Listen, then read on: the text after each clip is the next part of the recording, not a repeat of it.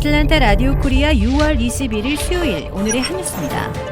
미 중앙은행인 연방준비제도의 제롬 파월 의장이 오늘 인플레이션을 잡기 위해 향후 기준금리를 추가로 인상할 필요가 있다는 입장을 재확인했습니다. 파월 의장은 오늘 하원금융위원회 보고를 앞두고 공개한 반기 통화정책 보고서에서 최근 물가지표를 거론하면서 인플레이션이 작년 중반 이후 어느 정도 누그러졌지만 인플레이션 압력이 여전히 높고 인플레이션을 2%로 다시 낮추기 위한 과정은 갈 길이 멀다고 진단했습니다. 그는 작년 초부터 지금까지 연준이 기준금리를 5%포인트 올린 게 금리에 가장 민감한 경제 부문의 수요에서 영향이 나타나고 있지만 긴축 정책에 완전한 영향이 실현되려면 시간이 걸릴 것이라고 관측했습니다. 그는 기준금리를 동결한 지난 14일 연방공개시장위원회 결과를 설명하면서 거의 모든 FOMC 위원은 올해 말까지 금리를 어느 정도 더 올리는 게 적절할 것으로 예상한다고 밝혔습니다.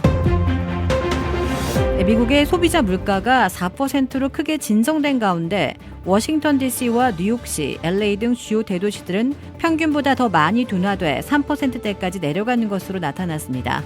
반면 전년에 비해 애틀랜타는 6%, 시애틀, 탐파, 피닉스는 7%, 마이애미는 9%나 오른 수준인 것으로 조사되었습니다.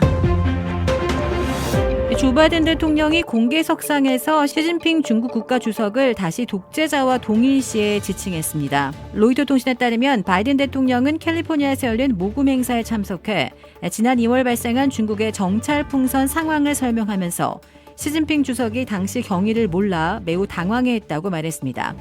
바이든 대통령은 차량 2대 분량의 첩보 장비가 실린 풍선을 격추했을 때 시 주석이 매우 언짢았던 까닭은 그것이 거기 있었던 사실을 몰랐기 때문으로 이런 상황은 독재자들에게는 큰 창피라고 말했습니다. 바이든 대통령이 시진핑 주석을 콕 집어서 독재자라고 하지는 않았지만 시 주석을 독재자들과 동일시했다고 보도했습니다. 바이든 대통령의 이번 발언은 토니 블링컨 국무장관이 두 나라 간 관계 경색을 완화하기 위해 중국을 방문해 시 주석을 만난 지 하루 만에 나온 것입니다. 바이든 대통령은 이전에도 민주주의가 작동 않는다고 믿는 독재자가 많다며 시진핑 주석과 푸틴 러시아 대통령을 겨냥하기도 했습니다. 코로나19 사태 기간 원격 수업으로 교과를 배운 학생들의 학력 저하 현상이 극심한 것으로 나타났습니다. 뉴욕타임스는 오늘 지난해 가을 실시된 미 전국 학업 성취도 평가에서 한국의 중학교 1, 2학년에 해당하는 13세 학생들의 수학 평균 점수는 500점 만점에 271점을 기록했다고 보도했습니다. 또한 읽기 평균 점수는 500점 만점에 256점으로 집계됐습니다. 수학 평균 점수는 1990년 이후 33년 만에, 읽기 평균 점수는 2004년 이후 19년 만에 최저치입니다. 학력 저하 현상은 인종이나 가구의 소득 정도, 지역에 관련 없이 전국적으로 동일했습니다. 최근 기내카운티에서 아시안계 사업장만 타겟으로 해 절도 사건이 빈번히 일어나고 있습니다. 채널2 뉴스는 사이공 서비스라는 회계사무실의 존 당 대표를 만나 최근 절도 피해 사실을 인터뷰했습니다. 함께 제공된 CCTV 영상과 함께 피해자의 증언에 따르면 지난 14일 새벽 5시경 검은색 차량을 타고 온 강도들이 문을 부수고 오피스에 들어와 현금을 갖고 갔다며 최근 자기와 같은 절도 피해를 입은 베트남 비즈니스 대표들과 피해 사실을 얘기했다고 전했습니다.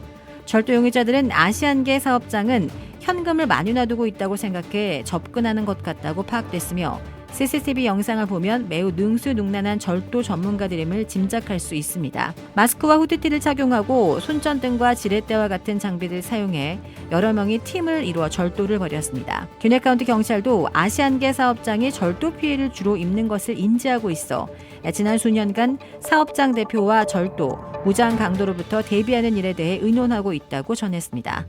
현재 이 사건과 관련해 경찰은 침입한 사업체의 영상을 갖고 단서를 추적하고 있습니다. 또한 다른 사업장 대표는 경찰과 정기적으로 만나 대책을 간구하기 위해 사업주 태스크포스를 꾸리고 있습니다. 프랑스를 방문한 한국인 관광객이 파리 외곽 빌지프 지하철역에서 사망한 것으로 뒤늦게 확인되었습니다. 오늘 유족 등에 따르면 36살 A씨는 지난 12일 오후 9시 30분에서 10시 사이 파리 지하철 7호선 빌지프 루이 아라공역에서 숨졌습니다. 유족은 A씨가 6월 14일 한국으로 돌아오는 비행기에 타지 않은 것으로 확인되자 15일 주 프랑스 한국 대사관 등에 연락을 취했습니다. 대사관은 경찰의 수소문에 16일 법의학연구소에서 A씨로 추정되는 시신을 찾았습니다. 연구소 측은 이름과 사진 등으로 미뤄봤을 때 A씨로 보인다고 밝혔습니다. 경찰은 A씨가 고압 전류가 흐르는 지하철 선로를 건너려다 감전사한 것으로 추정된다고 했지만 아직 정확한 사인은 확인되지 않고 있습니다. 외교부 당국자는 한국 공관은 사인 규명을 위해 파리 경찰에 신속하고 공정한 수사를 촉구했으며 지속 소통하면서 수사 상황을 파악 중이라고 말했습니다. 여자친구 가족과 상견례를 마치고 결혼을 앞두고 있던 A씨는 회사에서 근속 휴가를 받고 홀로 휴가차 프랑스를 찾았습니다. 한국 대사관 관계자는 현재 경찰의 수사와 신원 확인 절차가 완료되는 대로 시신을 유족에게 인계할 예정이라고 말했습니다. 주택 구매뿐만 아니라 커머셜, 웨어하우스, 비즈니스 건물까지 부동산계의 큰손 이주환 부동산. 크레딧 카드 빚 최대 80%까지 탕감. 크레딧은 지켜드리고 빚은 줄여드리는 O3 컨설팅이 오늘의 한 뉴스를 후원합니다. 이상 애틀란타 라디오 코리아 6월 21일 수요일 오늘의 한 뉴스의 고지선이었습니다.